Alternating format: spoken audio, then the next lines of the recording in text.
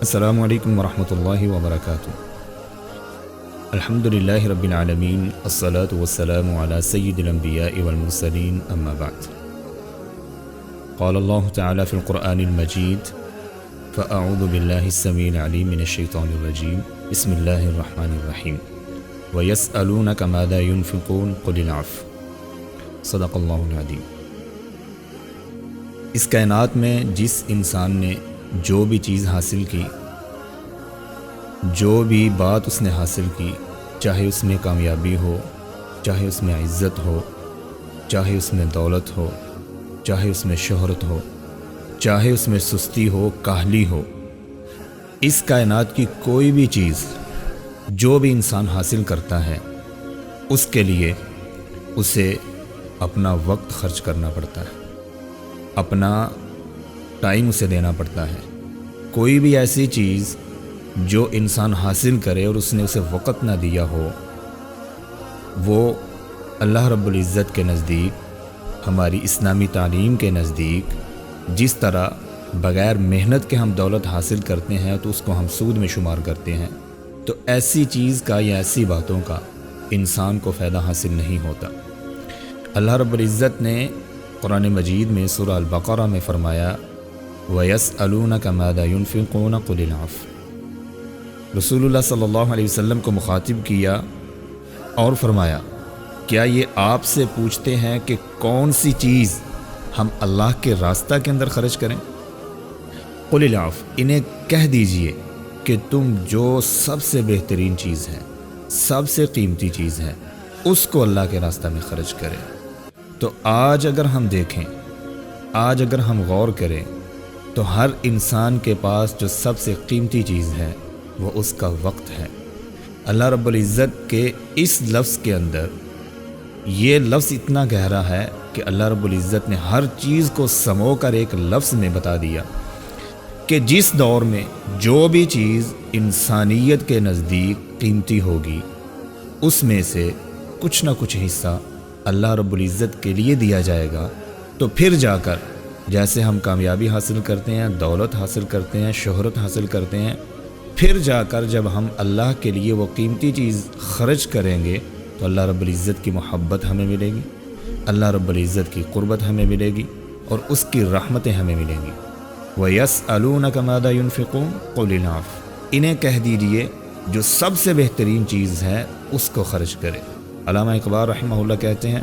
قرآن میں ہو غوطہ زن اے مرد مسلمان، اللہ کرے تجھ کو عطا جدت کردار،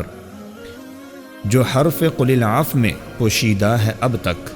اس دور میں شاید وہ حقیقت ہو نمودار۔ یعنی اللہ کی رحمت، اس کی محبت اگر چاہیے تو ہمیں قرآن میں غوطہ زن ہونا پڑے گا، اللہ رب العزت کے کلام کو پڑھنا پڑے گا اور اللہ کے احکامات کو سمجھنا پڑے گا۔ معلوم یہ ہوا کہ ہمیں ہر لحاظ سے اپنا قیمتی وقت اللہ کو دینا پڑے گا، تو پھر جا کر اللہ کی محبت ہمیں ملے گی اور ہمارے گھروں میں رحمتیں اتریں گی، اللہ کی شفقتیں اتریں گی اور بہت سارے معاملات انسانیت کے ٹھیک ہو جائیں گے۔ رسول اللہ صلی اللہ علیہ وسلم نے نبوت ملنے سے پہلے غار حرا میں 3 سال مسلسل گئے، رمضان کے اندر، رمضان کا مہینہ 3 سال مسلسل غار حرا میں گزارا، اور وہاں پر رسول اللہ صلی اللہ علیہ وسلم نے کوئی دولت خرچ نہیں کی، کوئی انسانوں کو ساتھ لے جا کر وہاں پر محنت نہیں کی۔ رسول اللہ صلی اللہ علیہ وسلم نے صرف اور صرف اپنا وقت خرچ کیا اپنے اللہ کے لیے، یہ بات سمجھنے کے لیے کہ جس طرح یہ معاشرہ زندگی گزار رہا ہے، اس طرح انسان کی زندگی کا یہ مقصد نہیں ہے، اس طرح زندگی گزارنے کا کوئی مقصد نہیں ہے۔ آپ صلی اللہ علیہ وسلم نے وہاں غور و فکر کیا کہ انسان کی زندگی گزارنے کا مقصد کیا ہے، تو آسمانوں سے جبرائیل امین اترے وحی لے کر، اقرأ بسم ربک الذی خلق خلق الانسان من علق اقرأ وربک الاکرم، یہ وحی لے کر اترے۔ تو مولانا حالی کے الفاظ میں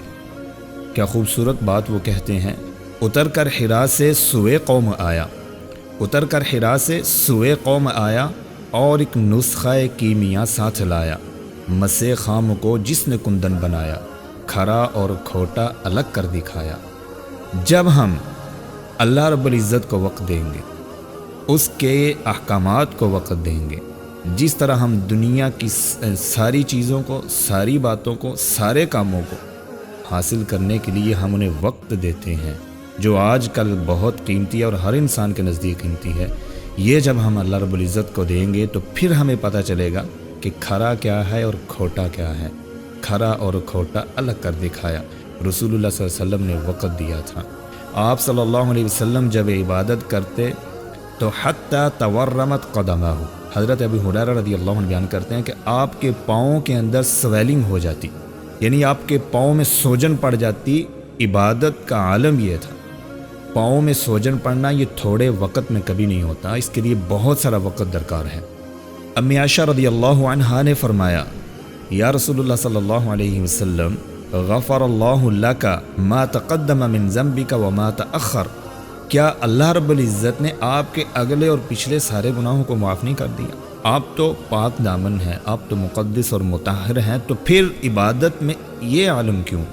اتنی تکلیف اور اتنی مشقت کیوں؟ رسول اللہ صلی اللہ علیہ وسلم نے یہ بات سنی اور آپ نے کیا خوبصورت بات فرمائی، اے عائشہ افلا اکون عبدا شکورا، کیا اللہ نے میرے اوپر اتنا احسان کیا ہے، اللہ نے میرے اوپر اتنی رحمتیں کی ہیں، اللہ رب العزت نے مجھے اتنی اہمیت اور اتنی عظمت اور اتنا وقار دیا ہے، افلا اکون عبدا شکورا، تو کیا میں اللہ کا اس بات پر اللہ کا شکر ادا نہ کروں؟ آپ صلی اللہ علیہ وسلم کا اللہ رب العزت کو وقت دینے کا یہ عالم ہے، اور آج ہم باقی ساری چیزوں میں کیلکولیشن کر کے منٹ اور منٹ کو گن کر ہم دیتے ہیں دنیا حاصل کرنے کے لیے، شہرت حاصل کرنے کے لیے، دولت حاصل کرنے کے لیے، لیکن جب اللہ رب العزت کی باری آتی ہے تو ہم یہ کہتے ہیں کہ اللہ غفور الرحیم ہے، اللہ تو 70 ماؤں سے زیادہ پیار کرنے والا ہے، تو وہ اس کو وقت دینے کی ضرورت نہیں ہے، وہ تو ویسے ہی سب کو معاف کر دے گا۔ نہیں، ایسا نہیں ہوگا۔ اللہ رب العزت جس طرح غفور الرحیم ہے، اسی طرح قہار اور جبار بھی ہیں۔ ہمیں اللہ کی ساری صفتوں کو سامنے رکھ کر اگر اس کی رحمتیں اور محبتیں چاہیے تو ہمیں اپنا کوئی نہ کوئی وقت اپنے اللہ رب العزت کے لیے مخصوص کرنا پڑے گا۔ اللہ تعالیٰ سے دعا ہے کہ اللہ تعالیٰ ہمیں سمجھنے کی توفیق عطا فرمائے اور اپنے قیمتی اوقات میں سے، بہترین اوقات میں سے کچھ نہ کچھ وقت اپنے اللہ کے لیے مقرر کرنے کی توفیق عطا فرمائے۔ وما علی الا البلاغ المبین۔